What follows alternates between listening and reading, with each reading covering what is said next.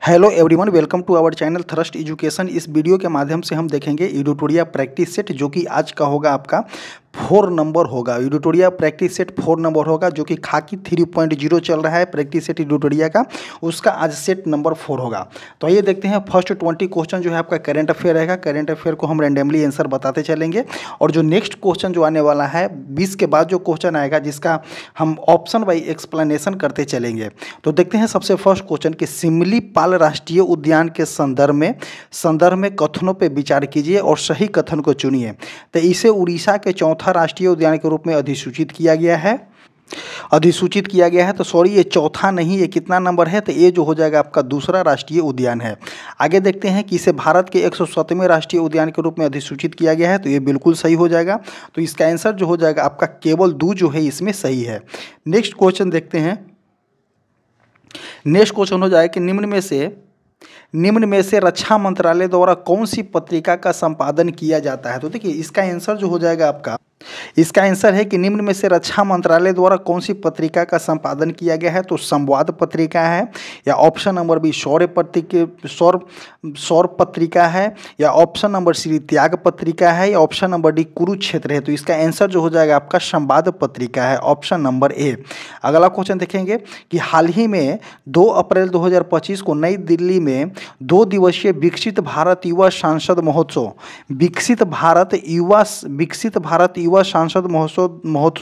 2025 के राष्ट्रीय दौर का उद्घाटन किसने किए हैं? तो अमित शाह के द्वारा किया गया है, या एस जयशंकर के द्वारा किया गया है, या मनसुख मंडाविया के द्वारा किया गया है, या नरेंद्र मोदी के द्वारा किया गया है। तो इसका आंसर जो हो जाएगा आपका कि मनसुख मंडाविया के द्वारा किया गया है, ऑप्शन नंबर सी।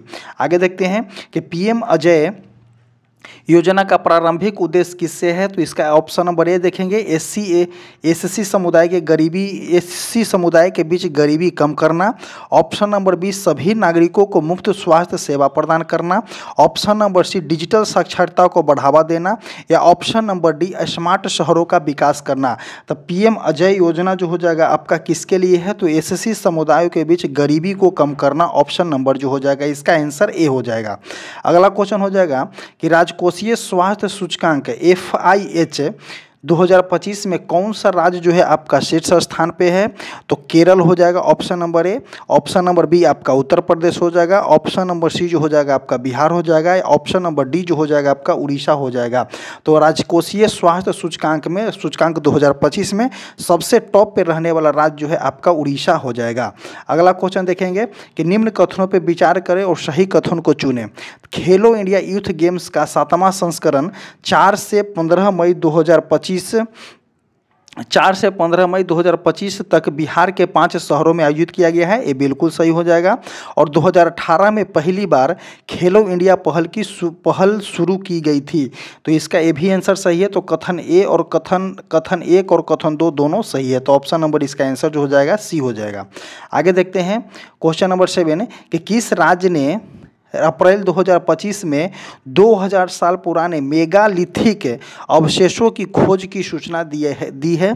तो ऑप्शन नंबर ए बिहार, या option number B Tamil Nadu, option number C Kerala, option number D जो हो जाएगा गुजरात। तो इसका आंसर जो हो जाएगा कि अप्रैल 2025 में 2000 साल पुराने मेगालिथिक अवशेषों की खोज की सूचना दी गई है। तो इसका आंसर जो हो जाएगा आपका केरल हो जाएगा।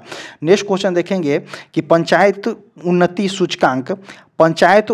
सूचकांक PAI के अनुसार किस राज्य में अग्रणी ग्राम पंचायतों की संख्या सबसे अधिक है? तो देखिए, अग्रणी ग्राम पंचायतों की संख्या सबसे अधिक है। तो ए जो हो जाएगा आपका तमिलनाडु में, B option number B Gujarat, option number C Orissa, option number D जो हो जाएगा आपका आंध्र प्रदेश। तो इसका आंसर की अगर बात करते हैं तो इसका आंसर जो हो जाएगा आपका गुजरात हो जाएगा। नेक्स्ट क्वेश्चन देखेंगे, क्वेश्चन नंबर 9 देखेंगे कि निम्नलिखित कथनों पर विचार करें और सत्य कथन का चयन करें। तो देखते हैं कि महिला सुरक्षा और सशक्तिकरण पर स्त्री शिखर सम्मेलन 2025 की मेजबानी बेंगलुरु करेगी। तो ये बिल्कुल सही है, बेंगलुरु किया है इसका मेजबानी। आगे देखते हैं कि शिखर सम्मेलन का उद्देश्य महिलाओं के सामने आने वाले प्रमुख सुरक्षा चुनौतियों से निपटना और समानता और सशक्तिकरण की सशक्तिकरण की संस्कृति को बढ़ावा देना। तो ऑप्शन नंबर कथन नंबर 2 भी जो है सही है। तो कथन 2 भी यहाँ पे सही है, कथन 1 भी सही है। तो इसका आंसर जो हो जाएगा आपका कथन 1 और 2 दोनों सही है। नेक्स्ट क्वेश्चन देखेंगे, क्वेश्चन नंबर 10 कि Deenbandhu Chhotu Ram thermal power plant किस राज्य में स्थापित किया गया है? तो इसका आंसर जो हो जाएगा आपका ऑप्शन नंबर ए हिमाचल प्रदेश में, ऑप्शन नंबर बी राजस्थान में, ऑप्शन नंबर सी उत्तर प्रदेश में, ऑप्शन नंबर डी हरियाणा में। तो इसका आंसर जो हो जाएगा आपका 10 नंबर का आंसर जो हो जाएगा आपका हरियाणा में किया गया है। नेक्स्ट क्वेश्चन देखते हैं कि निम्नलिखित कथनों पर विचार करें और सही कथन को चुनें। तो देखते हैं कि भारत सरकार ने 2025 में राष्ट्रीय महत्वपूर्ण खनिज मिशन लॉन्च किया है। तो इसका आंसर जो हो जाएगा आपका सही है, बिल्कुल 2025 में राष्ट्रीय खनिज मिशन लॉन्च किया गया है। कथन नंबर 2 देखेंगे कि इस मिशन का उद्देश्य महत्वपूर्ण खनिजों को घरेलू आपूर्ति को मजबूत करना और आयात पर निर्भरता को कम करना। ये भी जो हो जाएगा सही हो जाएगा। इस मिशन का संचालन भारतीय भूवैज्ञानिक सर्वेक्षण द्वारा किया जाएगा। तो ये भी सही है। तो कथन 1, 2, 3 तीनों सही है। तो इसका ऑप्शन नंबर जो हो जाएगा आपका डी हो जाएगा। अगला क्वेश्चन देखेंगे, क्वेश्चन नंबर 12 कि 14 अप्रैल को भारत में डॉक्टर भीमराव की जयंती मनाई जाती है। ये बिल्कुल सही हो जाएगा कि 14 अप्रैल को जो है डॉक्टर भीमराव के अम्बेडकर की जयंती मनाई जाती है। उन्हें जो है 1990 में मरणोपरांत भारत रत्न से सम्मानित किया गया था। तो बिल्कुल ये भी सही है कि उनको 1990 में भारत रत्न से सम्मानित किया गया है। और 14 अप्रैल 2025 को उनकी जयंती जो हो जाएगा आपका 135वीं जयंती मनाई गई है। तो ये भी जो हो जाएगा आपका सही है। तो कथन 1, 2, 3 तीनों सही है। तो 1, 2, 3 बिल्कुल सही है। ऑप्शन नंबर जो हो जाएगा यहाँ पे डी हो जाएगा। आगे देखते हैं कि ऑपरेशन सिंदूर के संदर्भ में निम्नलिखित कथनों पे विचार करें और सही कथन को चयन करें। तो देखते हैं कि 22 अप्रैल 2025 को जम्मू कश्मीर के पहलगाम में हुए आतंकी हमले के जवाब में भारत ने ऑपरेशन सिंदूर नामक सैन्य अभियान शुरू किया है। तो ये बिल्कुल सही हो जाएगा। और इस अभियान में भारत ने पाकिस्तान अधिकृत कश्मीर में स्थित आतंकवादी ठिकानों पर सटीक हमला किया है। तो ये भी सही हो जाएगा। तो कथन 1 एंड कथन 2 दोनों सही है। तो ऑप्शन नंबर जो हो जाएगा यहाँ पे सी हो जाएगा। आगे देखते हैं क्वेश्चन नंबर 14 कि INS सूरत के संदर्भ में निम्नलिखित कथनों पर विचार करें। तो यह भारतीय नौसेना का सबसे बड़ा गाइडेड विध्वंसक पोत है। तो इसका आंसर जो हो जाएगा आपका कथन 1 जो है आपका कि यह भारतीय सेना का सबसे नया गाइडेड मिसाइल विध्वंसक पोत है। तो ये भी सही हो जाएगा। और यह जो है आपका P-15B परियोजना का चौथा पोत है। तो ये भी सही हो जाएगा। तो 14 के 1 और 2 दोनों सही है। नेक्स्ट क्वेश्चन देखेंगे 15 नंबर कि भारत के 23वें विधि आयोग के अध्यक्ष किसे नियुक्त किया गया है? तो 23वें विधि आयोग के अध्यक्ष जो हो जाएंगे ऑप्शन नंबर ए जो है यहाँ पे अजय भूषण पांडे दिया गया है। ऑप्शन नंबर बी दिया गया है आपका जस्टिस दिनेश महेश्वरी दिया गया है। ऑप्शन नंबर सी आपका जस्टिस दीपक मिश्रा दिया गया है। ऑप्शन नंबर डी आपका जस्टिस यू ललित दिया गया है। तो इसका आंसर जो हो जाएगा आपका justice Dinesh Maheshwari. Option number B जो हो जाएगा आपका भारत के 23वें विधि आयोग के अध्यक्ष नियुक्त किए गए हैं।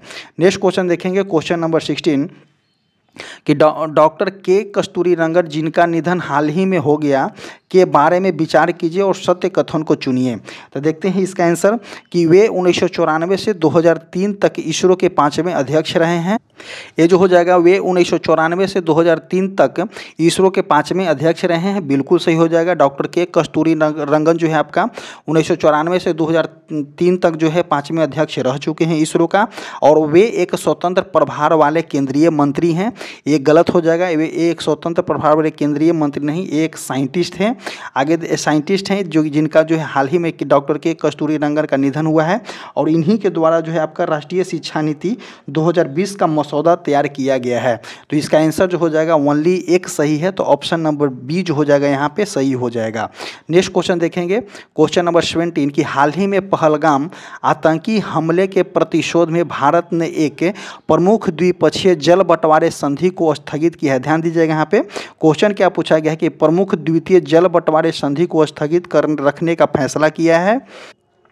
और कई अन्य कूटनीतिक उपायों की घोषणा की है। यहाँ भारत द्वारा किए गए जल संधि का उल्लेख किया गया है। तो देखिए किस में किया गया है, तो ताशकंद समझौता नहीं होगा, वियना कन्वेंशन हटा दीजिए, शिमला समझौता हटा दीजिए, तो इसका आंसर जो हो जाएगा आपका सिंधु जल संधि जो है समझौता किया है, जो इसको जो है भारत सरकार के द्वारा स्थगित कर दिया गया है। अगला क्वेश्चन देखेंगे, क्वेश्चन नंबर 18 हो जाएगा कि किस देश के द्वारा दुनिया का पहला 10 गीगावाट ब्रॉडबैंड नेटवर्क लॉन्च किया गया है। तो ऑप्शन नंबर ए जो हो जाएगा आपका फ्रांस के द्वारा किया गया है, या ऑप्शन नंबर बी चीन के द्वारा किया गया है, या ऑप्शन नंबर सी भारत के द्वारा किया गया है, या ऑप्शन नंबर डी आपका साउथ कोरिया के द्वारा किया गया है। तो आपका जो हो जाएगा कि किस देश के द्वारा दुनिया का पहला 10 गीगावाट ब्रॉडबैंड नेटवर्क लॉन्च करने वाला देश जो हो जाएगा आपका चाइना हो जाएगा। अगला क्वेश्चन देखेंगे, इसमें अगर बात करते हैं कैपिटल एंड करेंसी का, तो चाइना का कैपिटल हो जाएगा बीजिंग हो जाएगा, करेंसी होता है आपका युआन या रेनबिनबिन होता है, फ्रांस का राजधानी आपका पेरिस होता है, करेंसी यूरो होता है, साउथ कोरिया का राजधानी आपका सियोल होता है, करेंसी जो होता है आपका वॉन होता है, और जो इसमें एक होता है आपका नॉर्थ कोरिया होता है, नॉर्थ कोरिया का राजधानी आपका प्योंगयांग होता है, और करेंसी भी उसका जो होता है आपका वॉन होता है। आगे देखते हैं नेक्स्ट क्वेश्चन कि हाल ही में खाद्य प्रसंस्करण क्षेत्र में नए विचारों को बढ़ावा देने के लिए सफलम सम्मेलन कहाँ आयोजित किया गया है। कौन सा सम्मेलन, तो सफलम सम्मेलन जो है आपका कहाँ आयोजित किया गया है। तो ऑप्शन नंबर ए दरभंगा में, या ऑप्शन नंबर बी गया जी में, या ऑप्शन नंबर सी आपका रोहतास में, या ऑप्शन नंबर डी राजगीर में। तो इसका आंसर जो हो जाएगा आपका राजगीर में किया गया है। नेक्स्ट क्वेश्चन देखेंगे कि निम्नलिखित में से किस राज्यों की सीमा जो है आपका बांग्लादेश से मिलती है। तो देखिए बांग्लादेश से सीमा मिलने वाला कौन कौन है इसमें, तो इसका आंसर देख लेंगे हम कि बांग्लादेश से सीमा जो है आपका मेघालय को भी लगता है, त्रिपुरा को लगता है, मिजोरम का लगता है, और आपका इसमें असम का लगता है, और जो है इसमें वेस्ट बंगाल का भी सीमा लगती है। तो इसका आंसर जो हो जाएगा 1 2 3 चारों सही है। तो देखें भारत के 5 राज्य जो कि आपका पश्चिम बंगाल, असम, मेघालय, त्रिपुरा और मिजोरम बांग्लादेश के साथ सीमा साझा करता है।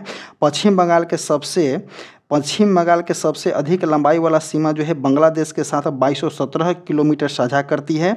भारत के पास जो है आपका 15,106.7 किलोमीटर की भूमि और द्वीप क्षेत्रों सहित जो है आपका 7,516.6 किलोमीटर का तट रेखा रखता है। भारत जो है आपका 7 देशों के साथ अपनी सीमा साझा करता है, जो कि आपका अगर 7 देशों की बात करते हैं तो एक जो हो जाएगा आपका किसके साथ साझा करता है, तो बांग्लादेश के साथ साझा करता है। 7 देश में बांग्लादेश हो गया, उसके बाद पाकिस्तान हो गया, पाकिस्तान के बाद नेपाल हो गया, भूटान हो गया, चाइना हो गया, और अफगानिस्तान हो गया, और म्यांमार हो गया। ये सभी 7 देशों के साथ जो है भारत का सीमा लगता है।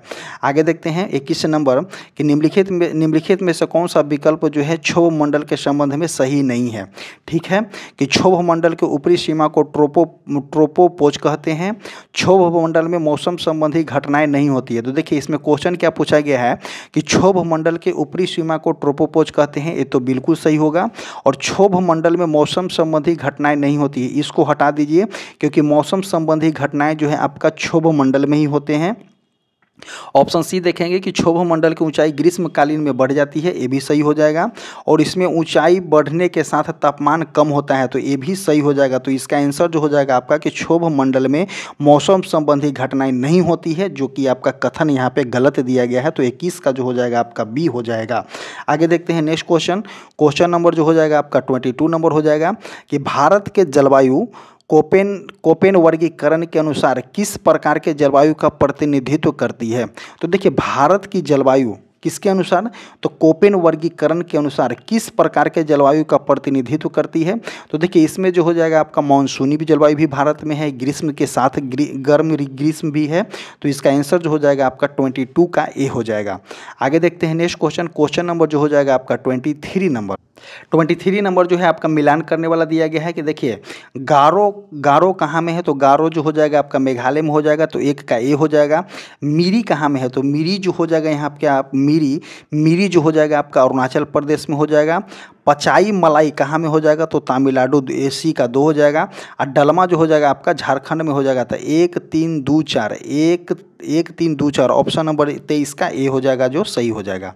आगे देखते हैं 24 नंबर कि सतलज और काली नदी के बीच स्थित हिमालय के भाग को किस नाम से जाना जाता है।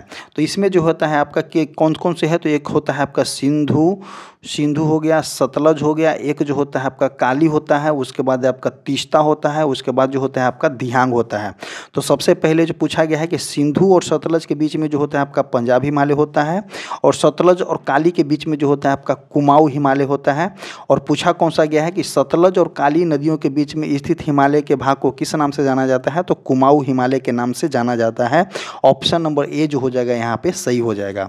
आगे देखते हैं नेक्स्ट क्वेश्चन कि निम्नलिखित में से कौन सा सुमेलित नहीं है।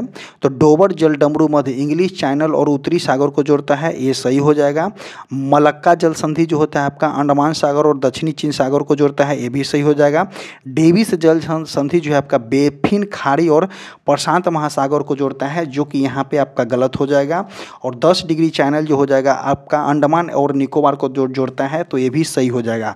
तो बेफिन की जल संधि जो होता है आपका डेविस जल संधि जो होता है आपका डेविस जल संधि जो है उत्तर में बेफिन की खाड़ी, उत्तर में जो है बेफिन की खाड़ी और दक्षिण में जो है आपका लेब्राडोर की खाड़ी के साथ जोड़ता है, नहीं कि प्रशांत महासागर से जुड़ता है। तो इसका आंसर जो हो जाएगा आपका 25 का सी हो जाएगा।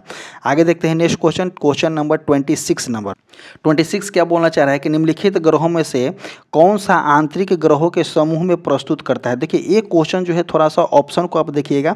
आंतरिक ग्रह तो हम जानते हैं कि देखिए आंतरिक ग्रह जो होता है आपका बुध हो गया, शुक्र हो गया, बुध शुक्र हो गया, पृथ्वी हो गया और मंगल हो गया, ये चारों जो है आपका आंतरिक ग्रह है। लेकिन अगर आप ऑप्शन को पकड़िएगा तो ये नहीं आपको मिलेगा। देखिए कैसे, सूर्य के चारों ओर ग्रह आंतरिक ग्रह नहीं होता है, पृथ्वी के निकट के ग्रह आंतरिक ग्रह नहीं होता है। तो देखिए यहाँ पे जो हो जाएगा, यहाँ पे सन हो जाएगा। और मंगल और बृहस्पति के बीच में जो होता है आपका क्षुद्र ग्रह की पेटी होती है। तो पूछा गया है क्या कि सूर्य और क्षुद्र ग्रहों के बीच में सूर्य और क्षुद्र ग्रहों के बीच में जो होता है आपका आंतरिक ग्रह होता है। तो यही जो यहाँ पे दिया गया है, तो ऑप्शन नंबर सी जो हो जाएगा यहाँ पे सही हो जाएगा। बहुत इंपॉर्टेंट क्वेश्चन है और एक ट्रिकी क्वेश्चन है, इसको ध्यान देना बहुत जरूरी है।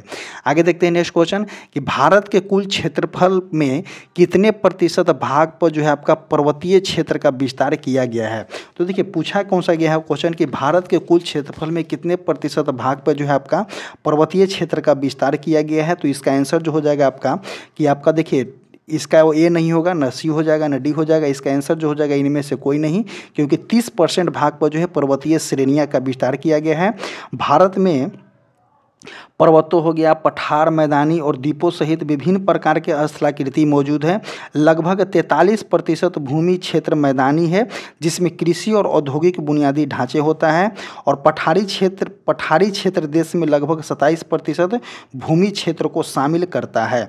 और भारत विश्व का 7वां सबसे बड़ा देश है, यहाँ विश्व की दूसरी सबसे अधिक जनसंख्या रहती है, ये तो यहाँ पे बोला गया है। आगे देखते हैं नेक्स्ट क्वेश्चन के निम्नलिखित कथनों का सही मिलान करें। तो देखते हैं एक स्थान दिया गया है और एक जो है आपका राज्य दिया गया है। तो देखिए स्थान क्या है, एक प्रकार का खदान है कि बैला डीला किसके लिए प्रसिद्ध है। तो बैला डीला जो हो जाएगा आपका छत्तीसगढ़ में है। ऑप्शन नंबर जो हो जाएगा यहाँ पे ए छत्तीसगढ़, ऑप्शन नंबर 3 हो जाएगा। क्यूझर किसके लिए प्रसिद्ध है, तो आपका यहाँ पे इसका आंसर हो जाएगा आपका उड़ीसा हो जाएगा 3 कमन। बालाघाट कहाँ में है, तो बालाघाट जो हो जाएगा आपका मध्य प्रदेश में है, तो सी का 4 हो जाएगा। अब कुद्रेमुख कहाँ है, तो इसका 2 हो जाएगा। कुद्रेमुख से लोहा सबसे ज़्यादा निकलता है। तो 3 1 4 2 किस में है, तो ऑप्शन नंबर बी जो हो जाएगा इसका यहाँ पे सही हो जाएगा। नेक्स्ट क्वेश्चन देखते हैं, क्वेश्चन नंबर जो हो जाएगा आपका क्वेश्चन नंबर 29 कि निम्नलिखित में से कौन सी नगदी फसल नहीं है। क्वेश्चन को ध्यान से देखिएगा कि नगदी फसल नहीं है। नगदी फसल हम कहते किसको हैं कि उसको खेत से काटे या तुरंत बेच दिए हैं। ध्यान दीजिएगा कि नगदी फसल हम कहते किसको हैं, जैसे कि हमको किसी भी वस्तु किसी फसल को हम बेचें और डायरेक्ट हमें वहाँ से रुपया मिल जाता है। जैसे धान को हम नगदी फसल इसीलिए नहीं बोलते हैं कि धान से चावल बनाने के लिए बहुत सारा उसमें प्रोसेस 2-3 स्टेप 4-5 स्टेप गुजरना पड़ता है, तब जा करके हमको चावल मिलता है। तो वो नगदी फसल के अंतर्गत में नहीं आता है। और नगदी फसल फसल क्या है कि जैसे ही हम उसको काटे और काट करके जैसे ही हम उसको मार्केट में गए उसको सेल कर दिए तो वो जो हो जाएगा आपका नगदी फसल हो जाएगा। जैसे कि आप मूंगफली को ऐसा कर सकते हैं कि मूंगफली को हार्वेस्टिंग करने के बाद डायरेक्ट आप इसको मार्केट में सेल कर सकते हैं।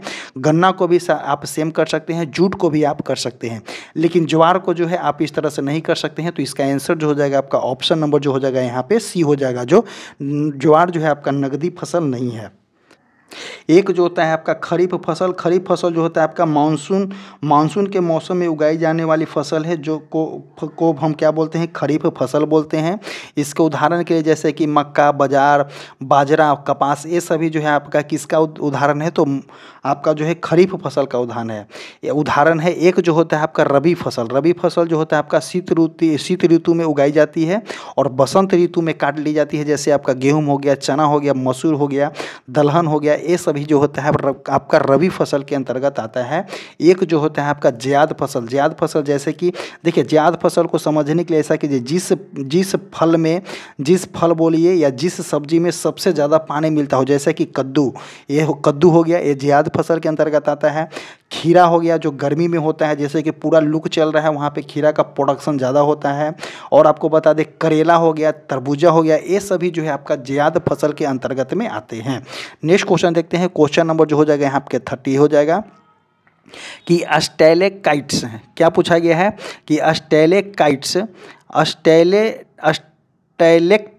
और अस्टेग्लेकमाइट और पिलर किसके द्वारा जो है आपका निर्मित निक्षेपणात्मक स्थल रुद्ध है। तो इसका आंसर जो हो जाएगा न तो नदी के द्वारा है और ग्लेशियर के द्वारा भी नहीं है, तो इसका आंसर जो हो जाएगा आपका भूजल के द्वारा हो जाएगा। और इसमें जो दिया गया है कि अस्टेलेक्टाइट्स, इसके मतलब क्या होता है कि ये खनिज युक्त पानी छत से नीचे की ओर लटकता है।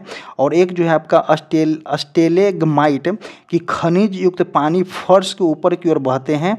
और जो है आपका पिलर जो यहाँ पे दिया गया है कि तब बनते हैं जब अस्टेलेकाइट्स और अस्टेग्लेमाइट्स आपस में जुड़ जाते हैं। तो इस पॉइंट को ध्यान दीजिएगा कि अस्टेलेकाइट्स क्या होता है, तो अस्टेलेकाइट्स होता है कि खनिज युक्त पानी छत से नीचे की ओर गिरते हैं। और जो हो गया आपका अस्टेग्लेमाइट हो जाता है कि खनिज युक्त पानी फर्श के ऊपर की ओर बढ़ते हैं।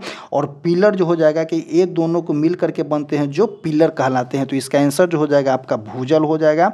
भूजल इसलिए हो रहा है कि ये तब बनते हैं जब चूना पत्थर से रिसने वाला खनिज युक्त पानी गुफाओं की छत से टपकता है और बाष्पित होकर के चूना पत्थर के निक्षेप छोड़ देता है। इसका आंसर जो हो जाएगा आपका भूजल हो जाएगा। आगे देखते हैं नेक्स्ट क्वेश्चन। निम्नलिखित में से कौन सा सुमेलित है, तो रोहिला राष्ट्रीय उद्यान आपका गुजरात में नहीं है, आपका हिमाचल प्रदेश में है। बंधवगढ़ कहाँ में है, तो मध्य प्रदेश में सही है। बंदीपुर, बनरघट्टा, कुद्रेमुख, ये सभी जो है आपका कर्नाटक में है। सिमलीपाल राष्ट्रीय उद्यान जो है आपका उड़ीसा में है। तो अगर इसका आंसर की बात करते हैं तो इसका आंसर जो हो जाएगा आपका रोहिला राष्ट्रीय उद्यान हो जाएगा, जो सुमेलित नहीं है। रोहिला राष्ट्रीय उद्यान जो है आपका हिमाचल प्रदेश में है। आगे देखते हैं 32 नंबर कि भारत के पश्चिमी तट की अपेक्षा पूर्वी तट पर चावल की पैदावार अधिक क्यों होती है। तो आइए देखते हैं, जब तक ऑप्शन नहीं पढ़ेंगे इसका आंसर नहीं मिलेगा। कि पूर्वी तट जो है पश्चिमी तट से चौड़ा और डेल्टाई क्षेत्र है। तो देखिए पूर्वी तट, देखिए ये भारत का इनकेस आप अगर आप मैप जानते होंगे तो ये भारत का मैप हो गया। और ये भारत की मैप में ये जो हो जाएगा आपका पश्चिमी तट है, ये जो हो जाएगा आपका पूर्वी तट है। अब क्या बोल रहा है कि पूर्वी तट पश्चिमी तट के चौड़ाई, पूर्वी तट जो है पश्चिमी तट से चौड़ी है और जो है आपका डेल्टाई क्षेत्र है। तो देखिए पश्चिमी तट से जो है पूर्वी तट जो है आपका ज़्यादा चौड़ाई है और डेल्टाई क्षेत्र है। तो ये जो हो जाएगा ऑप्शन नंबर ए ही जो हो जाएगा इसका आंसर हो जाएगा। पूर्वी तट पर काली मिट्टी की अधिकता है, इसको काट दीजिए। पूर्वी तट पर पश्चिमी तट से अधिक संकीर्ण है, तो ये तो हो जाएगा पश्चिमी तट जो है आपका संकीर्ण है किसके अपेक्षा, तो पूर्वी तट के अपेक्षा। और पूर्वी घाट में पश्चिमी घाट के से अधिक वर्षा होती है, इसको भी काट दीजिए। तो इसका आंसर जो हो जाएगा आपका ऑप्शन नंबर 32 का ये हो जाएगा, जो कि ये सभी पूर्वी तट रेखा के साथ फैला हुआ है, जो कि तमिलनाडु, आंध्र प्रदेश, उड़ीसा और पश्चिम बंगाल जैसे क्षेत्रों में आपको फैला हुआ है। यह मुख्य रूप से जलोढ़ जमाव द्वारा निर्मित है, जो गोदावरी नदी, कृष्णा नदी, महानदी, और जैसे नदियाँ द्वारा लाई गई तलछट है, ये जमाव क्षेत्र को उपजाऊ और कृषि के लिए उपयुक्त बनाता है। पूर्वी तट मैदान का निचला क्षेत्र है जो उत्तर में पश्चिम बंगाल से लेकर के दक्षिण में तमिलनाडु तक फैला हुआ है। मैदान को 2 भागों में विभाजित किया जाता है। उत्तरी सरकार जो कि आपका उड़ीसा और आंध्र प्रदेश को कवर करता है, करते हुए तमिलनाडु और कोरोमंडल तट तक जो है आपका जाता है। और महानदी हो गया, गोदावरी हो गया, कृष्णा हो गया और कावेरी जैसे प्रमुख नदियाँ बंगाल की खाड़ी में मिलती है, तो सब जाकर के इसी पूर्वी तट के पास ही गिरती है, जिससे उपजाऊ डेल्टा बनते हैं। यह क्षेत्र अपनी उपजाऊ मिट्टी के लिए कृषि का केंद्र है, जो चावल, गन्ने, मूंगफली जैसे फसलों का समर्थन करता है। नेक्स्ट क्वेश्चन देखते हैं।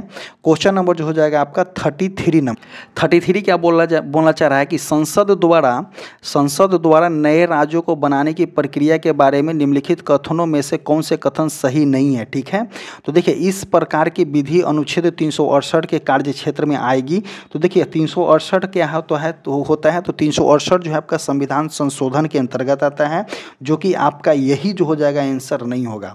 368 के कार्य क्षेत्र के अंतर्गत नहीं आता है, तो इसका आंसर जो हो जाएगा 33 का ही हो जाएगा। अब अगला ऑप्शन पढ़ते हैं कि इस प्रकार के किसी विधेयक को राष्ट्रपति प्रभावित राज्य के विधानमंडल को निर्दिष्ट कर सकते हैं। बिल्कुल सही है। इस प्रकार का कोई विधेयक को राष्ट्रपति की सिफारिश के सिवाय संसद में पेश नहीं किया जाता है, ये भी सही है। संसद विधि द्वारा संसद जो है आपका संसद विधि द्वारा नए राज्य बना सकती है और मौजूदा राज्यों की सीमाओं और नामों को फेरबदल कर सकती है, ये भी सही है। तो इसका आंसर जो हो जाएगा आपका ऑप्शन नंबर ए जो हो जाएगा बिल्कुल सही हो जाएगा। नेक्स्ट क्वेश्चन देखते हैं। क्वेश्चन नंबर 34 बोलना चाह रहा है 1946 में गठित अंतरिम सरकार में कार्यपालिका परिषद के उपसभापति कौन थे। तो देखिए 1946 में जो है आपका कब किया गया था, तो 2 सितंबर 1946 को जो है आपका अंतरिम सरकार का गठन किया गया था। उसमें अध्यक्ष की बात करते हैं तो वायसराय जो था आपका कार्यकारी परिषद का अध्यक्ष होता था, और जो यहाँ पे बनाया गया था उपाध्यक्ष किनको बनाया गया था, तो आपका जवाहरलाल नेहरू को बनाया गया था। तो ऑप्शन नंबर सी जो हो जाएगा यहाँ पे सही हो जाएगा। आगे देखते हैं नेक्स्ट क्वेश्चन 35 नंबर कि सर्वोच्च न्यायालय अपने मूल अधिकार क्षेत्र के अंतर्गत किन विषयों पर सुनवाई कर सकता है। ठीक है, तो केंद्र और राज्यों के बीच खर्चों व पेंशन समझौते पे, केंद्र व राज्यों के खर्चों ये नहीं हो जाएगा। केंद्र और राज्यों के बीच खर्चों और पेंशन के समझौते पे ये नहीं होगा। ये ऑप्शन नंबर बी देखें कि ऐसा विवाद जिसमें एक तरफ भारत सरकार हो और दूसरी तरफ एक या उपयुक्त में से एक से अधिक राज्यों की सरकार हो, तो जो है आपका सर्वोच्च न्यायालय मूल अधिकार क्षेत्र के अंतर्गत जो है सुनवाई कर सकता है। तो 35 का जो हो जाएगा यहाँ पे बी हो जाएगा। आगे देखते हैं 36 नंबर कि निम्नलिखित में से किस अनुच्छेद में यह उपबंध है कि राज्य के नीति निर्देशक तत्व न्यायालय द्वारा लागू नहीं किया जा सकता है। तो देखिए राज्य के नीति निर्देशक तत्व जो है आपका कब तक होता है, तो आर्टिकल नंबर 36 से लेकर के आपका 51 तक होता है। और इसमें अगर इसमें बात करते हैं कि आपका न्यायालय में जो हो जाएगा वाद योग नहीं है, तो इसका ऑप्शन नंबर बी हो जाएगा। अनुच्छेद 37 के अंतर्गत आता है। ये जो हो जाएगा आपका डीपीएसपी जो कि आपका राज्य के नीति निर्देशक तत्व को डीपीएसपी बोला जाता है, का उद्देश्य जो है भारत में सामाजिक और आर्थिक लोकतंत्र स्थापित करने के लिए सरकार के दिशा निर्देश के रूप में काम करना होता है। हालांकि डीपीएसपी जो है आपका न्याय संगत नहीं है। इसका अगर आंसर की बात करते हैं तो ऑप्शन नंबर जो हो जाएगा यहाँ पे बी हो जाएगा। नेक्स्ट देखेंगे 37 नंबर जो मिलान करने वाला दिया गया है कि अनुसूची 1 और अनुसूची 2 को जो है आपको सूची 1 और सूची 2 को जो है मिलान करना है। तब भाषाओं का उल्लेख जो है आपका कौन सा संविधान में अनुसूची में किया गया है, तो भाषाओं का उल्लेख जो होता है आपका दूसरे अनुसूची में किया गया है, तो 8वीं अनुसूची में किया गया है, तो 2 हो जाएगा। और दल बदल निरोध अधिनियम किस में किया गया है, तो 10वीं अनुसूची जो कि आपका बी का 1 हो जाएगा। 73वां संविधान संशोधन अधिनियम इसका जो हो जाएगा आपका 11वीं अनुसूची ऑप्शन नंबर 4। और भूमि सुधार अधिग्रहण संबंधी तो हो जाएगा यहाँ पे 9वीं अनुसूची, तो ऑप्शन नंबर 3 हो जाएगा। तो 2143 किस में है, तो आपका ऑप्शन नंबर बी में है। नेक्स्ट क्वेश्चन देखेंगे। क्वेश्चन नंबर जो हो जाएगा आपका 38 नंबर हो जाएगा कि राज्यसभा के सदस्यों का कार्यकाल जो है आपका 4 वर्ष का होता है। देखिए, राज्यसभा के सदस्यों का कार्यकाल 4 वर्ष का नहीं होता है, गलत काट दीजिए। अगर इसकी बात करते हैं, राज्यसभा के सदस्यों का कार्यकाल 4 वर्ष न होकर के कितना है, तो 6 वर्ष होता है। राज्यसभा सदस्यों के लिए कम से कम 30 वर्ष की आयु होना चाहिए, तो 30 वर्ष नहीं, यहाँ पे 35 वर्ष नहीं, 30 वर्ष होना चाहिए। और राज्यसभा अस्थाई सदन है, बिल्कुल सही है, लेकिन इसके 1/4 सदस्य प्रति 2 वर्ष पर पद नियुक्त होते हैं, तो ये भी जो हो जाएगा, ये भी जो है आपका गलत है। तो ऑप्शन नंबर 1, 2, 3 तीनों जो है यहाँ पे गलत हो जाएगा। तो ऑप्शन नंबर डी जो हो जाएगा आपका, तीनों जो है आपका असत्य है। नेक्स्ट क्वेश्चन देखेंगे, भारत में पहली बार केंद्र सरकार के विरुद्ध लोकसभा में अविश्वास प्रस्ताव कब लाया गया था? तो देखिए, भारत में पहली बार जो है केंद्र सरकार के विरुद्ध जो है आपका 1963 में कब लाया गया था? तो 1963 में जो है अविश्वास प्रस्ताव लाया गया था। अगस्त 1963 में स्वतंत्र भारत में कैबिनेट के खिलाफ जो है आपका पहला विश्वास प्रस्ताव लाया गया था। पहला अविश्वास प्रस्ताव जो है आपका 1963 में तीसरी लोकसभा के दौरान प्रस्तावित किया गया था, जब जवाहरलाल नेहरू प्रधानमंत्री थे। यह प्रस्ताव आचार्य JB कृपलानी के द्वारा किया गया था और 40 सांसदों और लाया गया था। 40 सांसदों द्वारा जो है आपका समर्थित किया गया था। हालांकि प्रस्ताव वापस हो नहीं पाया था, प्रस्ताव जो है आपका पास नहीं हो पाया था। आगे देखेंगे नेक्स्ट क्वेश्चन 40 नंबर क्या है कि राज्यों में मुख्यमंत्री समेत मंत्रियों की अधिकतम संख्या विधानसभा के कुल सदस्यों से कितने प्रतिशत से अधिक नहीं होना चाहिए? तो देखिए, 15% से अधिक आपका जो है नहीं होना चाहिए। किसी राज्य में मंत्रिपरिषद में मुख्यमंत्री सहित मंत्रियों की कुल संख्या उस राज्य के विधानसभा के सदस्यों की कुल संख्या का 15% से अधिक नहीं हो सकता है। इसका आंसर जो हो जाएगा आपका ऑप्शन नंबर जो हो जाएगा बी हो जाएगा। आगे देखते हैं क्वेश्चन नंबर 41 क्या बोलना चाह रहा है कि किस अनुच्छेद के अंतर्गत राज्य निर्वाचन आयोग का प्रावधान किया गया है? तो राज्य निर्वाचन आयोग बोला गया है, तो 243 के अंतर्गत जो है आपका राज्य निर्वाचन आयोग की बात करता है। तो ऑप्शन नंबर बी जो हो जाएगा यहाँ पे सही हो जाएगा। आगे देखते हैं कि किस संविधान संशोधन द्वारा एक ही व्यक्ति को 2 या 2 से अधिक राज्यों के राज्यपाल बनाने संबंधी प्रस्ताव पारित के प्रावधान किया गया है? तो 44वां संविधान संशोधन के अंतर्गत नहीं किया गया है। 42वां संविधान संशोधन नहीं, 24वां संविधान संशोधन नहीं। तो इसका आंसर जो हो जाएगा आपका कि 7वां संविधान संशोधन, ऑप्शन नंबर डी जो हो जाएगा इसका सही हो जाएगा। कि भारतीय संविधान का भाग 6 सरकारी नियुक्ति और अधिकार का प्रदान करता है और अनुच्छेद 153 के अनुसार राज्य में राज्यपाल का पद होना चाहिए और राज्यपाल के पास राष्ट्रपति के, देखिए 1956 कब हुआ था? तो 1956 में जो हुआ था आपका 7वां संविधान संशोधन हुआ था। तो 1956 के 7वें संशोधन अधिनियम के बाद 2 या 2 से अधिक राज्यों के लिए एक ही राज्यपाल नियुक्त किया जा सकता है। अगर राज्यपाल की आर्टिकल की बात करते हैं तो 153 जो होता है राज्यों के राज्यपाल होना चाहिए। 155 के अंतर्गत जो होता है आपका राज्यपाल की नियुक्ति होता है। 156 के अंतर्गत जो होता है राज्यपाल का कार्यकाल होता है। 157 के अंतर्गत होता है कि राज्यपाल के रूप में नियुक्ति के लिए योग्यता क्या होता है। 158 में जो होता है आपका राज्यपाल के कार्यालय की शर्तों होती है और 160 के अंतर्गत होता है, तो 160 के अंतर्गत होता है कि कुछ आकस्मिकताओं के में राज्यपाल के कार्यों का जो है आपका निर्वहन करता है। तो ऑप्शन नंबर जो हो जाएगा यहाँ पे डी हो जाएगा कि 7वां संविधान संशोधन 1756 के अंतर्गत जो है आपका एक से एक राज्यपाल जो है आपका एक से अधिक राज्यों के राज्यपाल रह सकते हैं। नेक्स्ट क्वेश्चन देखेंगे क्वेश्चन नंबर 43, निम्नलिखित में से संयुक्त वाक्य क्या है? तो ये देखिए आपका हिंदी का क्वेश्चन है। 43 का अगर आंसर की बात करते हैं तो आपका ऑप्शन नंबर ए हो जाएगा। रमा विद्यालय से घर जाती है में कारक कौन सा है? ये भी जो हिंदी का क्वेश्चन है, इसका जो हो जाएगा आपका अपादान कारक है।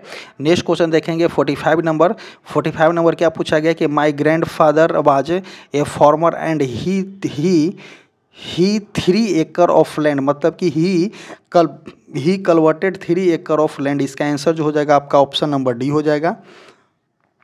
नेक्स्ट क्वेश्चन देखेंगे कि द वेटर डिक्लेयर इस द राइटर डिक्लेयर डेट, अब खाली स्थान दिया गया है the children of their childhood is a criminal act. इसका आंसर जो हो जाएगा आपका ऑप्शन नंबर बी हो जाएगा, आपका रॉबिंग हो जाएगा।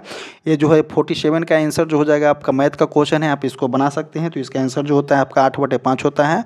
48 का अगर आंसर की बात करते हैं तो इसको भी आप बना सकते हैं, क्योंकि मैथमेटिक्स का क्वेश्चन है। हम इसमें सिर्फ और सिर्फ जो है आपका 48 का जो हो जाएगा यहाँ पे डी हो जाएगा। 49 की बात करते हैं तो 49 का आंसर की बात करते हैं तो 49 का आंसर जो हो जाएगा आपका इससे 40,000 हो जाएगा। 50 का अगर आंसर की बात करते हैं तो 50 का अगर आंसर की बात करते हैं तो आपका सी हो जाएगा 15 किलोमीटर।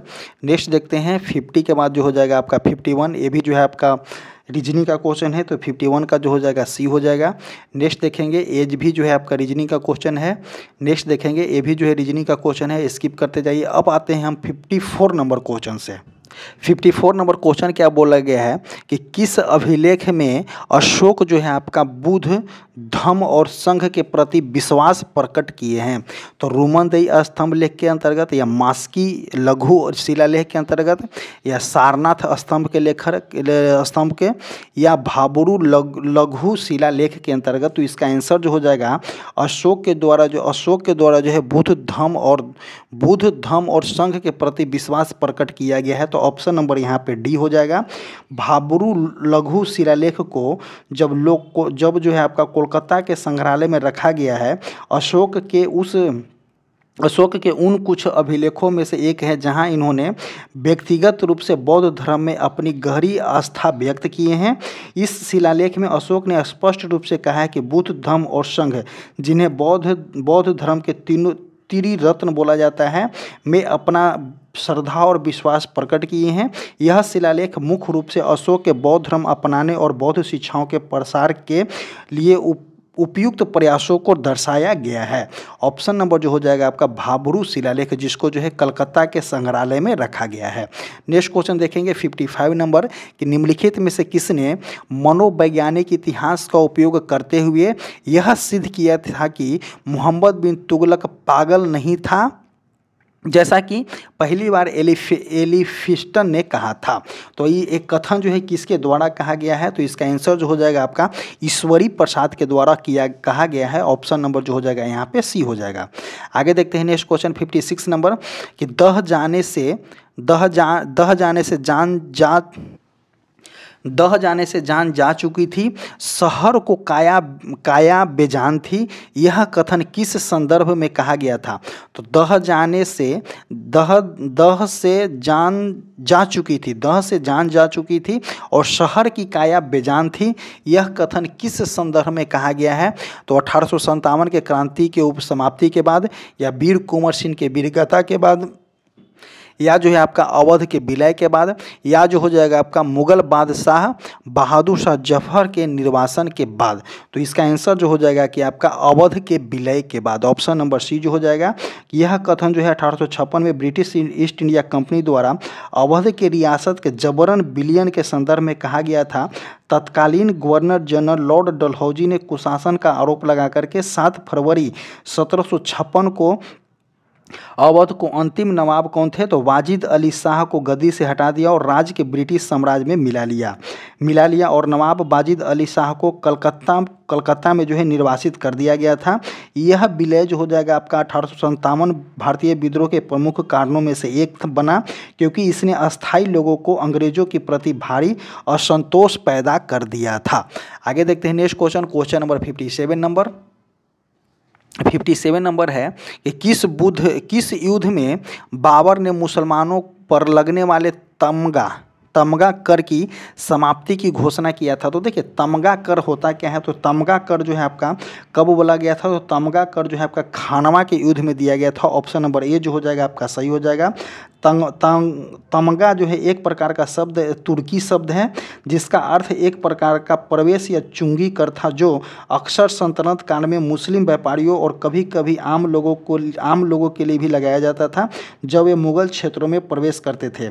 खानवा के युद्ध को ठीक पहले 17 मार्च 1527 को बाबर और मेवाड़ के राणा सांगा के बीच लड़ा गया था। बाबर ने अपने सैनिकों के मनोबल बढ़ाने के लिए कई घोषणाएं किए थे, जैसे कि बाबर ने युद्ध युद्ध को जिहाद मतलब कि धर्म युद्ध के रूप में घोषित किया और अपने सैनिकों को प्रेरित करने के लिए मुसलमानों पर लगने वाले इस तमगा नामक कर को समाप्त करने की घोषणा किया था। यह घोषणा और युद्ध में मिली जीत मुगलों के भारत के अस्थायी शासन का दिशा के लिए एक महत्वपूर्ण मोड़ दे दिया था। आगे देखते हैं नेक्स्ट क्वेश्चन नंबर जो हो जाएगा 58 नंबर कि भारतीय शिक्षा के संदर्भ में निम्नलिखित कथनों पर विचार करें। तो निम्नलिखित कथनों में कौन कौन से दिया गया है तो देखते हैं कि वुड डिस्पैच कब हुआ था तो 1854 ईस्वी में आया था। उसके बाद कलकत्ता विश्वविद्यालय की स्थापना कब हुआ था तो 24 जनवरी 1857 को हुआ था। 1857 लीजिए। हिंदू कॉलेज की स्थापना कब हुआ था तो 1817 में हुआ था। और एडम की रिपोर्ट कब दिया गया था तो 1835 से 38 के बीच में दिया गया था। 1835 से 38 के बीच में दिया गया था। तो सबसे पहले कौन हो जाएगा तो सबसे पहले 4 हो जाएगा हिंदू कॉलेज की बात करते हैं तो आपका 3 नंबर हो जाएगा 1835 से 38 से। उसके बाद जो हो जाएगा आपका 2 हो जाएगा। उसके बाद जो 1 हो जाएगा तो 4 3 2 1 किस में है तो 4 3 2 1 ऑप्शन नंबर जो हो जाएगा 58 का बी हो जाएगा। आगे देखते हैं नेक्स्ट क्वेश्चन नंबर जो हो जाएगा 59 नंबर 1916 में कांग्रेस और मुस्लिम लीग के बीच लखनऊ समझौता हुआ। उसके दौरान उसके कौन से परिणाम बाद में घातक सिद्ध हुए थे तो कांग्रेस और मुस्लिम लीग को परस्पर क्या पूछा गया कि कौन से परिणाम जो है आपका घातक सिद्ध हुए थे तो कांग्रेस और मुस्लिम लीग में परस्पर सहयोग में वृद्धि, ये सही हो जाएगा। समझौता होने पर कट्टू में वृद्धि, ये नहीं था, ये भी नहीं था। कांग्रेस द्वारा मुसलमानों के प्रति संतुष्टिकरण की नीति जो है आरंभ में किया गया था, यही जो था आपका घातक हो गया था। ऑप्शन नंबर सी जो हो जाएगा यहाँ पे सही हो जाएगा। नेक्स्ट क्वेश्चन देखते हैं कि अंतरिम सरकार के गठन की घोषणा कब किया गया था तो अंतरिम सरकार की गठन की घोषणा अगर बात करते हैं तो आपका 24 अगस्त 1946 को किया गया था। अंतरिम सरकार के गठन की कब किया गया था तो 24 अगस्त 1946 को किया गया था। भारत की पहली अंतरिम सरकार की घोषणा 24 अगस्त 1946 होता है और इस सरकार का औपचारिक रूप से गठन जो है आपका 2 सितंबर 1946 को किया गया था। जवाहरलाल नेहरू कार्यकारी परिषद के उपाध्यक्ष थे। जिन्होंने सरकार के वास्तविक प्रमुख के रूप में कार्य किए थे। तो यहाँ पे 24 अगस्त नहीं दिया गया है तो ऑप्शन नंबर ए जो हो जाएगा आपका ऑप्शन नंबर बी जो हो जाएगा 24 अगस्त 1946 ऑप्शन नंबर बी जो हो जाएगा सही हो जाएगा। आगे देखते हैं 61 नंबर कि निम्नलिखित में से किस ग्रंथ से गुप्त काल के बारे में जानकारी मिलती है तो देखिए गुप्त काल के बारे में अगर जानकारी अगर आप बात करते हैं तो आपका मृच्छकट्टनम के मिलता है। जिसके लेखक की बात करते हैं तो इसके लेखक आपका शूद्रक हैं। मृच्छकट्टनम के लेखक कौन है शूद्रक है, जिसके बारे में गुप्त काल की जानकारी मिलती है। मुद्रा राक्षस के लेखक कौन है तो विशाख दत्त हैं। गार्गी संहिता के लेखक जो है आपका प्राचीन ज्योतिषीय ग्रंथ है आपका जो कि यवन आक्रमणों और कुछ वंशों के बारे में जानकारी मिलता है। एक जो है आपका रजत रंगनी, इसका लेखक जो है आपका कलहन के द्वारा लिखा गया है रजत रंगनी। नेक्स्ट क्वेश्चन देखेंगे 61 नंबर के निम्नलिखित में से किन व्यक्तियों ने द्वितीय गोलमेज सम्मेलन में भाग लिए थे तो देखिए द्वितीय गोलमेज सम्मेलन में भाग लेने वाले कौन थे तो देखिए द्वितीय गोलमेज सम्मेलन हुआ कब था तो 7 सितंबर। इसका आंसर जो हो जाएगा आपका कब हुआ था तो 7 सितंबर 1931 से लेकर के कब तक हुआ था तो 1 दिसंबर 1931 तक चला था।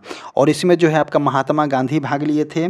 उसके बाद आपका सरोजिनी नायडू भाग लिए थे और मदन मोहन मालवीय भी जो है भाग लिए थे। महात्मा गांधी जो थे इन्होंने भारतीय राष्ट्रीय कांग्रेस के एकमात्र अधिकारी प्रतिनिधि के रूप में सम्मेलन में भाग लिए थे। और सरोजिनी नायडू जो थी आपका उन्होंने भारतीय महिला के प्रतिनिधि के तौर पर इस सम्मेलन में भाग लिए थे। और मदन मोहन मालवीय जो थे इन्होंने अपनी निजी तौर पर इस सम्मेलन में भाग लिया था और मौलाना आज़ाद भाग नहीं लिए थे। तो 1 2 3 ऑप्शन नंबर डी जो हो जाएगा आपका सही हो जाएगा। अब देखेंगे क्वेश्चन नंबर 63 कि किस बौद्ध संगीति के दौरान अधिमम पिटक की रचना किया गया था तो देखिए अधिमम पिटक की रचना किस बौद्ध संगीति के दौरान किया गया था तो इसका आंसर जो हो जाएगा आपका तृतीय बौद्ध संगीति के दौरान जो है आपका अधिमम पिटक की स्थापना किया गया था। तृतीय बौद्ध संगीति जो है आपका अशोक राजा थे उस टाइम और जो था उसकी कब कहाँ में किया गया था तो तृतीय बौद्ध संगीति का आयोजन जो है आपका पाटलिपुत्रा में आयोजित की गई थी।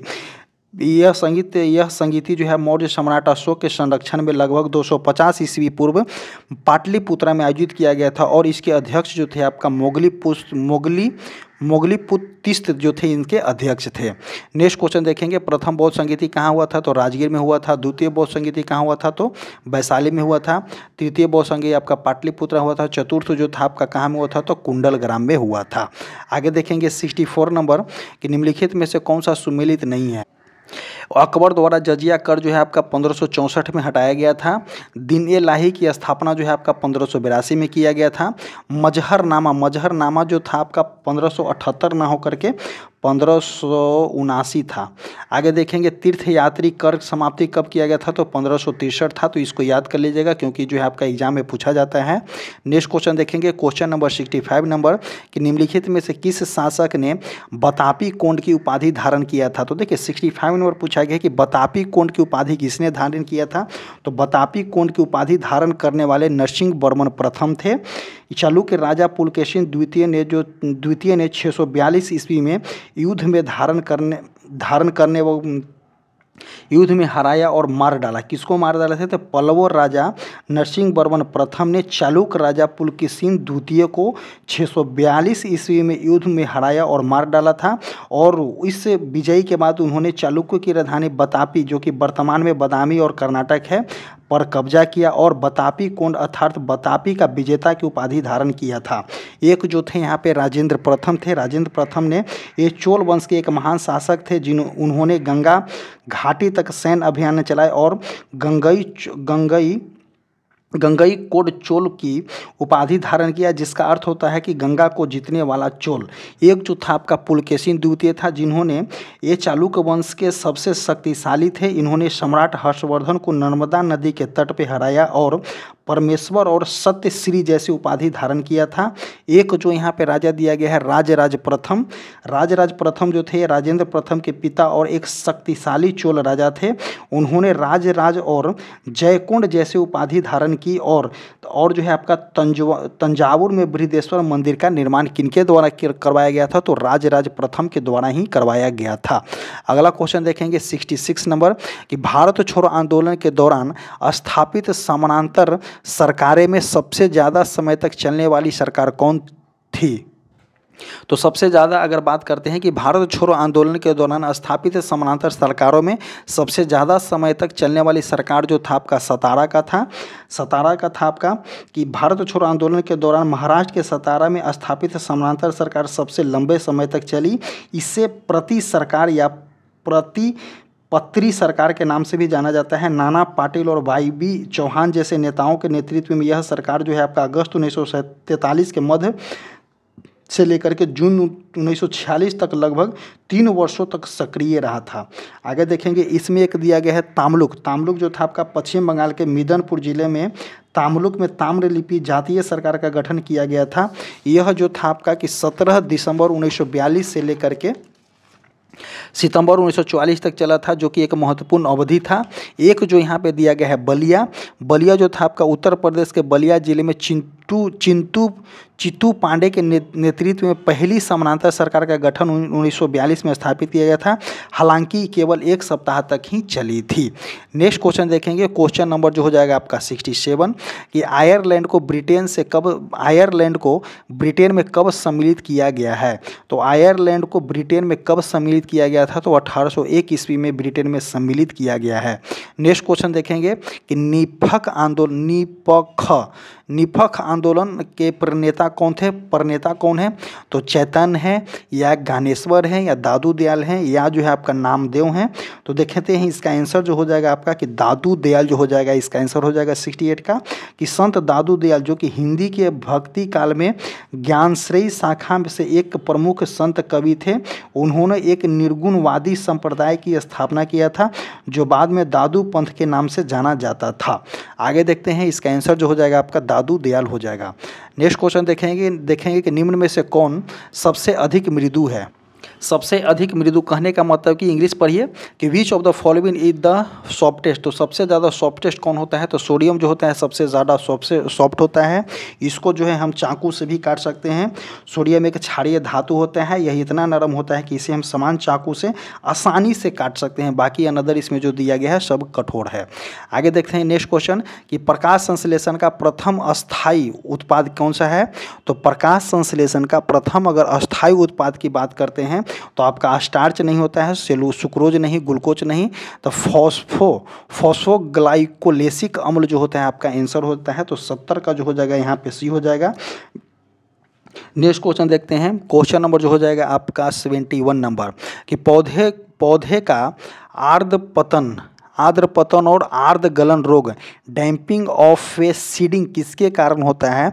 तो पिथियम डिवेरियम के द्वारा, या प्रोनोस्पोला पैरासाइट के द्वारा, या ऑप्शन नंबर सी फाइटोपथोरा इन्फेक्ट के द्वारा, या option number D albugo candida के द्वारा।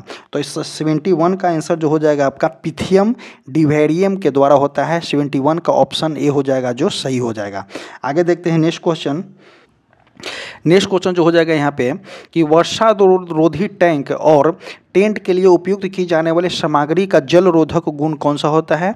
तो देखिए इसमें श्यानता नहीं होगा, लोच भी नहीं होगा, विशिष्ट गुरुत्व नहीं होगा, सिर्फ और सिर्फ जो होता है आपका पृष्ठ तनाव होता है। तो ऑप्शन नंबर 1 जो हो जाएगा इस पर सही हो जाएगा कि वर्षा रोधी कोट और टेंट बनाने वाले सामग्री का जल रोधक गुण मुख्य रूप से पृष्ठ तनाव के कारण होता है। पृष्ठ तनाव के कारण पानी की बूंदें एक साथ चिपकी रहती है और सामग्री के छोटे छोटे बूंद से होकर के नहीं गुजर पाती है। तो इसका आंसर जो हो जाएगा आपका ऑप्शन नंबर जो हो जाएगा ए हो जाएगा। नेक्स्ट क्वेश्चन देखेंगे कि अल्कोहल का समान सूत्र पूछा गया है। तो C2H5 जो है आपका अल्कोहल न है, ये तो हो जाएगा आपका एथिलीन हो जाएगा। C2H5COOH ये भी अल्कोहल नहीं है, तो C2H5OH जो है आपका एल्कोहल हो जाएगा, इथाइल अल्कोहल है। तो ऑप्शन नंबर बी जो हो जाएगा आपका यहाँ पे सही हो जाएगा। C2H5OH जो है आपका इथाइल अल्कोहल का सूत्र है, जिसे आमतौर पर अल्कोहल कहा जाता है। यह मादक पेय के मुख्य घटक के रूप में होता है। आगे देखेंगे नेक्स्ट क्वेश्चन 74 नंबर, ये जो है आपका सम्मिलित करने वाला है। विटामिन B7 किसके लिए उपयोग होता है। तो विटामिन B7 के लिए हम क्या करेंगे, तो आपका बालों का झड़ना ऑप्शन नंबर 3 हो जाएगा, सॉरी 3 हो जाएगा, ए का 3 हो जाएगा। विटामिन B12 का काम क्या है, तो आपका पर्णाशी अरक्ता होना, तो ए हो जाएगा, ए हो जाएगा। विटामिन ए का काम क्या है, तो बंझापन उत्पन्न होना, तो ऑप्शन नंबर 4 हो जाएगा, सी का 4। विटामिन के का काम क्या होता है, रक्त को थका जमाना, तो हो जाएगा आपका 2। तो 3 1 4 2 3 1 4 2 किस में है, तो ऑप्शन नंबर ए जो हो जाएगा यहाँ पे सही हो जाएगा। आगे देखेंगे क्वेश्चन नंबर 75 नंबर कि हीमोग्लोबिन जो होता है, हीमोग्लोबिन लाल रक्त कोशिकाओं के अंदर एक प्रोटीन है और निम्न में से किसका वाहक होता है। तो देखिए हीमोग्लोबिन जो होता है एक प्रकार का प्रोटीन है जो आपका ऑक्सीजन का वाहक होता है। तो यहाँ पे जो हो जाएगा आपका सही हो जाएगा। और हीमोग्लोबिन जो होता है आपका ऑक्सीजन का वाहक होता है। इसका प्राथमिक कार्य फेफड़ों से ऑक्सीजन ग्रहण करना और उसे शरीर के विभिन्न ऊतकों तक पहुंचाना।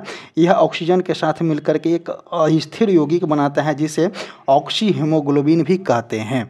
नेक्स्ट क्वेश्चन देखेंगे क्वेश्चन नंबर 76 नंबर कि हेलोफाइटिस होता है, हेलोफाइटिस होता है तो हेलोफाइटिस कहते हैं किसको हैं, तो हेलोफाइटिस ऐसे पौधे होते हैं जो अत्यधिक नमक या लवण सांद्रता वाले वातावरण में जीवित रहने के लिए अनुकूलित होते हैं, जैसे कि समुद्र तट के दलदल और रेगिस्तान मिट्टी जहां नमक की मात्रा अधिक होती है, तो उसे हम हेलोफाइटिस कहते हैं।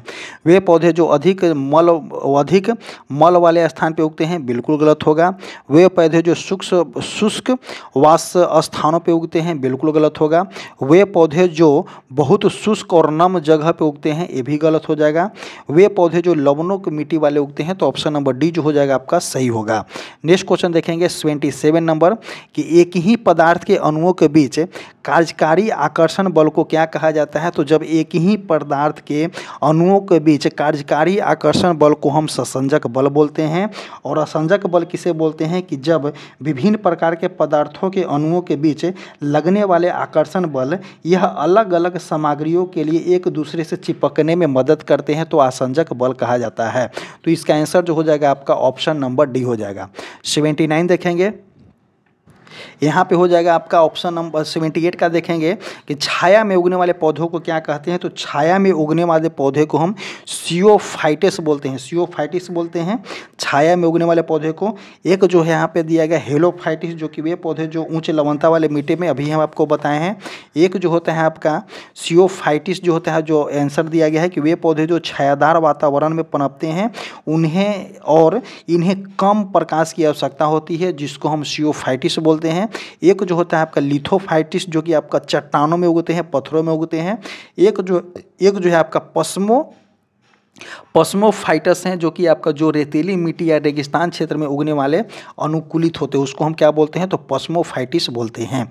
नेक्स्ट क्वेश्चन देखेंगे 29 नंबर कि मनुष्य में मादा जनन अंग में किस हार्मोन का स्रावित होता है। तो देखिए मादा जनन अंग में आपका एस्ट्रोजन का स्रावित होता है, प्रोजेस्टेरोन का भी स्रावित होता है और रिलैक्सेन हार्मोन का भी स्रावित होता है। तो ऑप्शन नंबर डी जो हो जाएगा यहाँ पे सही हो जाएगा। आगे देखते हैं नेक्स्ट क्वेश्चन कि गैसोहोल मिश्रण होता है। तो गैसोहोल में जो है आपका 90% पेट्रोल और 10% जो होता है आपका एल्कोहल होता है, जिसे हम क्या बोलते हैं, तो गैसोहोल बोलते हैं। तो ऑप्शन नंबर ए जो हो जाएगा यहाँ पे सही हो जाएगा। नेक्स्ट क्वेश्चन जो है मिलान करने वाला दिया गया है, अमीटर दिया गया है। तो अमीटर जो है किसको मापता है, तो अमीटर मापेगा यहाँ पे आपका विद्युत को, तो ए का 3 हो जाएगा। हाइग्रोमीटर किसको मापेगा, तो सापेक्षिक आर्द्रता को, तो बी का 4 हो जाएगा। बैरोमीटर से क्या नापा जाता है, तो दाब नापा जाता है। और वाट क्या हो जाता है, तो शक्ति हो जाएगा। तो 3 4 1 2 3 4 1 2 ऑप्शन नंबर सी जो हो जाएगा यहाँ पे सही हो जाएगा। आगे देखते हैं नेक्स्ट क्वेश्चन कि निम्नलिखित में से कौन मोनोसैकेराइड कार्बोहाइड्रेट नहीं है। तो मोनोसैकेराइड पूछा गया है और कार्बोहाइड्रेट पूछा गया है। तो देखिए सुक्रोज जो है आपका मोनोसैकेराइड नहीं होता है। यहाँ पे ग्लूकोज, फ्रुक्टोज और गैलेक्टोज ये सभी जो है मोनोसैकेराइड होता है। तो देखिए ये सभी जो है आपका क्या है, मोनोसैकेराइड है। तो ऑप्शन नंबर जो हो जाएगा यहाँ पे क्या हो जाएगा, आपका सी हो जाएगा। सुक्रोज जो है आपका एक मोनोसैकेराइड सरल शर्करा कार्बोहाइड्रेट नहीं है। यह एक जो है आपका डाइसैकेराइड है, जो दो अलग अलग मोनोसैकेराइड इकाइयों को ग्लूकोज और फ्रुक्टोज से जुड़ करके बनता है। इसमें दिया गया है कौन सा, तो ऑप्शन नंबर ए ग्लूकोज दिया गया है। यह एक मोनोसैकेराइड है जो जीवन के लिए ऊर्जा का प्राथमिक स्रोत है। एक जो यहाँ पे फ्रुक्टोज दिया है जो कि आपका पके फलों में देखने को मिलता है, जो कि आपका मोनोसैकेराइड है। एक जो है आपका गैलेक्टोज है जो कि आपका दूध में देखने को मिलता है, ये भी जो है आपका मोनोसैकेराइड है। यह आमतौर पर अकेले नहीं पाया जाता है, बल्कि ग्लूकोज के साथ मिलकर के दूध में पाई जाने वाली डाइसैकेराइड लैक्टोज बनाता है। तो ऑप्शन नंबर ए सी जो हो जाएगा आपका कि सुक्रोज जो है आपका मोनोसैकेराइड कार्बोहाइड्रेट न होकर के डाइसैकेराइड कार्बोहाइड्रेट है। नेक्स्ट क्वेश्चन देखेंगे क्वेश्चन नंबर 83 नंबर कि लार का पीएच वैल्यू कितना होता है। तो देखिए लार का अगर पीएच वैल्यू की अगर हम बात करते हैं तो 6.5 यहाँ पे हो जाता है, जो कि अगर इसका रेंज की बात करते हैं तो 6.2 से लेकर के कितना होता है, तो 7.6 के बीच में होता है। 6.2 से लेकर के 7.6 के बीच में होता है, जिसको आमतौर पे लगभग हम 6.8 होता है, 6.8 होता है। तो इसका आंसर जो हो जाएगा आपका 83 का ए हो जाएगा। नेक्स्ट क्वेश्चन देखते हैं कि शुष्क सेल में किसका प्रयोग किया जाता है। तो शुष्क सेल में हम जब भी प्रयोग करेंगे तो आपका अमोनियम क्लोराइड का यूज किया जाता है। एक जो है आपका सल्फ्यूरिक एसिड है जो किस में यूज किया जाता है, तो कार की बैटरी में जो है यूज किया जाता है। जैसे कि घरेलू यूज के लिए अगर जो बैटरी लेते हैं फैन वगैरह चलाने के लिए, उसमें भी जो है आपका सल्फ्यूरिक एसिड का यूज किया जाता है। एक जो है आपका नाइट्रिक एसिड यहाँ पे दिया गया है, तो ये जो होता है आपका मजबूत एसिड है। इसका उपयोग जो है आमतौर पर बैटरियों या शुष्क सेल में नहीं किया जाता है। किसका, तो नाइट्रिक एसिड का। एक जो है आपका हाइड्रोक्लोरिक एसिड HCl जो कि आपका पेट के आमाशय में होता है, यह एक मजबूत एसिड है। इसका उपयोग भी आमतौर पर बैटरियों या शुष्क सेल में इलेक्ट्रोलाइट के रूप में नहीं किया जा सकता है। और हमारे बॉडी में कौन सा एसिड होता है, तो HCl एसिड ही होता है। नेक्स्ट क्वेश्चन देखेंगे 85 नंबर कि कोबाल्ट 60 आमतौर पर विकिरण चिकित्सा में प्रयुक्त होता है, क्या उत्सर्जित, क्योंकि यह उत्सर्जित करता है। तो देखिए कोबाल्ट 60 जो है आपका विकिरण चिकित्सा में प्रयुक्त होता है, क्योंकि यह जो होता है आपका गामा किरण उत्सर्जित करता है। और गामा किरण जो होता है आपका जिसमें कैंसर कोशिकाओं को नष्ट करने के लिए आवश्यक आपका उच्च वेदन क्षमता होता है। नेक्स्ट क्वेश्चन देखेंगे क्वेश्चन नंबर 86 नंबर कि निम्नलिखित में से कौन सा गुण कैथोड का नहीं होता है। तो देखिए कैथोड का कौन सा गुण नहीं होता है, तो कैथोड का जो होता है आपका, कैथोड किरणें अदृश्य होते हैं, ये भी सही है। यह फोटोग्राफी प्लेट को प्रभावित करते हैं, ये भी सही हो जाता है। इसकी वेदन क्षमता उच्च होती है, तो ये भी यही जो हो जाएगा आपका कैथोड का गुण नहीं होता है, तो ऑप्शन नंबर 86 का जो हो जाएगा यहाँ पे सी हो जाएगा। नेक्स्ट क्वेश्चन देखेंगे कि कार्नोटाइट, कार्नोटाइट किस धातु का अयस्क खनिज है। तो कार्नोटाइट जो होता है आपका, कार्नोटाइट हो गया, एक जो होता है आपका कार्नोटाइट और एक जो होता है आपका कौन सा होता है, एक कार्नोटाइट है और एक जो है आपका पिच ब्लेड जो कि आपका यूरेनियम का अयस्क होता है। और बेरिलियम के अयस्क की बात करते हैं तो बेरिलियम का अयस्क होता है आपका, बेरिलियम का मुख्य अयस्क है बेरिल है। क्रोमियम का जो होता है आपका, क्रोमियम का अयस्क जो है आपका क्रोमियम का यह अयस्क है। कॉपर की अयस्क की बात करते हैं तो कैल्कोपाइराइट हो जाता है, कैल्कोसाइट हो जाता है, क्यूपराइट, ये सभी जो है आपका कॉपर का अयस्क है। और यहाँ पे जो हो जाएगा कि कार्नोटाइट जो है आपका, कार्नोटाइट और एक जो होता है आपका पिच ब्लेड जो होता है आपका यूरेनियम का अयस्क है। नेक्स्ट क्वेश्चन देखेंगे, क्वेश्चन नंबर 88 कि विद्युत धारिता इलेक्ट्रिक कैपेसिटी का मात्रक क्या होता है। तो विद्युत धारिता के मात्रक जो होता है आपका फैराडे होता है। 88 का जो हो जाएगा यहाँ पे ए हो जाएगा।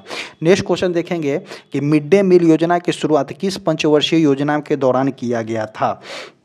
देखिए मिड डे मील योजना की शुरुआत जो है आपका 15 अगस्त कब किया गया था, तो 15 अगस्त 1995 को किया गया है मिड डे मील योजना की शुरुआत।